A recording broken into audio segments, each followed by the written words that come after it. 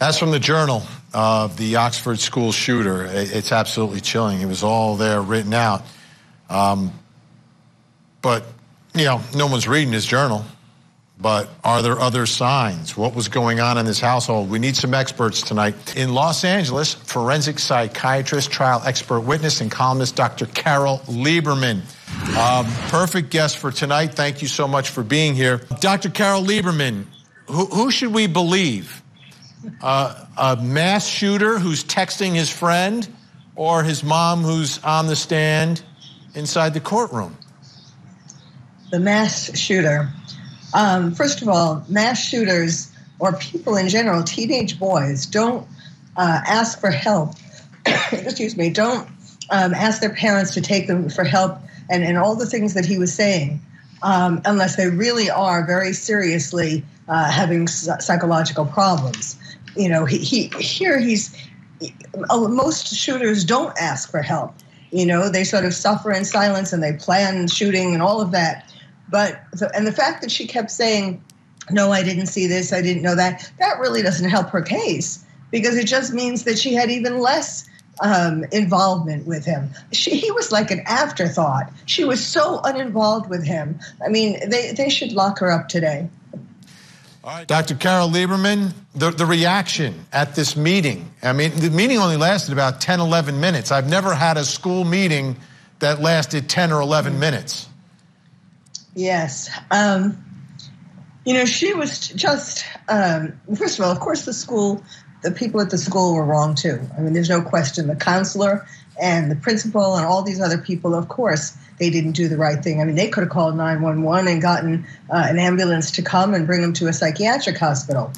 But the mother has the most important, or the should have, excuse me, she's been noticing this. Well, she hasn't been noticing it. That's the problem.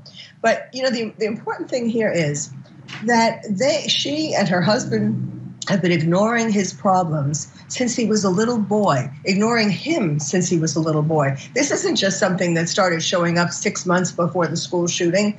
There were stories. We know that she used to leave, his parents used to leave him at home, and they used to go out drinking, and they didn't leave him with a phone, and he would have to go to a neighbor to ask them to call his parents. I mean, this neglect has been going on for years, his whole life, essentially.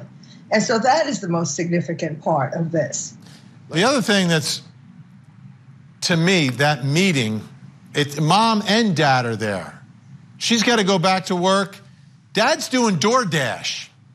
DoorDash, you have a very flexible schedule when you do DoorDash, okay? And there's nothing wrong with doing DoorDash, right? He just lost his job. He's trying to scrape around, whatever. But it's very flexible. Yet, Dr. Carol Lieberman, that's not like in the equation here, like, hey, Dad, take him home. By the way, if you got to do DoorDash, he can help you. Yes, that's right. I don't understand this. I mean, we've all seen the picture. Help me. Yes. When our children say help me, what are we supposed to do as parents, Dr. Carol Lieberman? We're supposed to bring them to the nearest psychiatric emergency room, especially when they're drawing guns and ammunition and when you just bought them a gun. I mean, this is really so clear. And the fact that they could just ignore him, it's kind of what they've been doing with him all his life. So that's why it was easy for them. But, and the other thing is, how come nobody, with all those people in that room, nobody went through his backpack? Blue, Dr. Carol Lieberman, thank you so much for your valuable time and great insight. We'll see you again soon. When we